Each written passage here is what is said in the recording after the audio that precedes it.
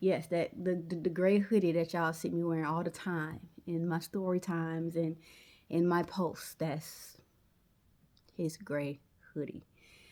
But yeah, I got it and I instantly just started like hugging it because it's like I said, his scent and his touch gave my nervous system a reset, and it was like, yeah.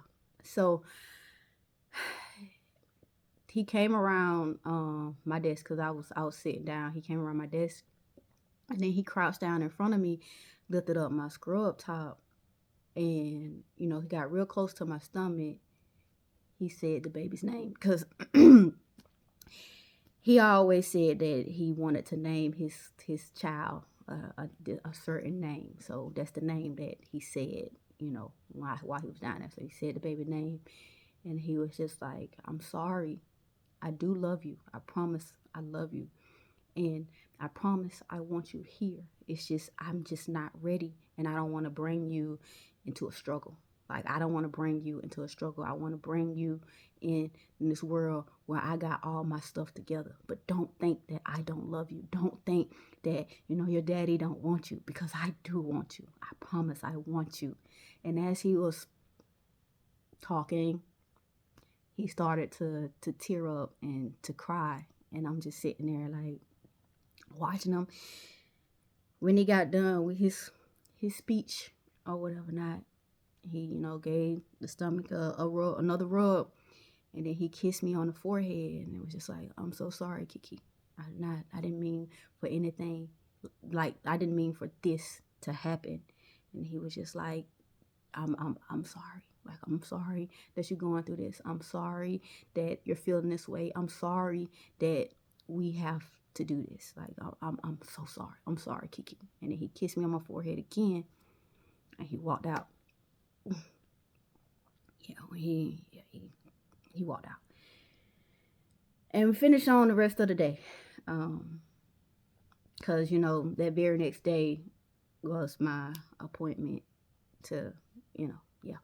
So when I got off work, I told Marlon that I'll be driving down to Gainesville for the appointment, and I'm coming back that night. I'm like, I gotta be there at 10 o'clock in the morning. I was like, I really just need you, like, because you keep asking if there's anything I need. I just need you to take the kids to school for me. Just take the kids to school for me, and like, yeah, can you just do that? He was like, yeah, I can do that. I can do that. He was like, so you staying the night there? I'm like, no. I'm just going for my appointment and I'm coming back. Yes, they said that they wanted me to stay the night, but yeah, I can't stay the night. He was like, so what you gonna do by the hotel? I'm like, I can give them an address. I can give them an address to a hotel. I'm sure they're not gonna call the hotel and verify whatever. So yeah, so we got that situated, and yeah, the next morning I got on the road to go to Gainesville, for the initial procedure or whatever not. Um, yeah, yeah. And then after that appointment, I came back to the house, and Marlon was just like, "So, who's taking you tomorrow?" I was just like, "Well, I told them that I didn't want to do the anesthesia, so I don't need anybody to take me." He was just like, "Do you the guy can't take you?" I was like, "I literally set up this appointment, at the last minute, and he can't get off." He's just like, "I could take you. I could take you so you don't have to do that by yourself." I'm like, "Nah, no. I'm good. I got it." He's like, "Key, I can take you. I can take you." I'm like, "You just want to verify that I am gonna go and have this procedure done, but that's not gonna mean that we're gonna get back together. That's never what that's gonna mean." He's like, "It is. I know that, but let me just be here for you. You look like you need somebody to be here for you. Just let me be here for you." And I'm just like, "All right, okay." So the next morning, we ended up going to Gainesville for the procedure. The whole ride there, like, yes, I wore music hoodie. I had it on. Had his hoodie on. And yeah, got the procedure done. Um, on the way back, I was not talking to Marlon. He was asking me how I was feeling. I'm like, I'm cool, whatever. I just want to sleep because I did have the anesthesia. Because he was there, I did have the anesthesia, and I was a little bit tired. I just wanted to sleep. But I had my notifications off on my phone because we was driving the red car. We didn't drive his truck. We drove the car that I normally drive, and my phone connected to the Bluetooth. So I didn't want my phone to connect to the Bluetooth because music was calling me. He was texting me to see how I was doing, but I wasn't really like responding to him. And it wasn't that like I wasn't responding to him because I didn't want to respond to him.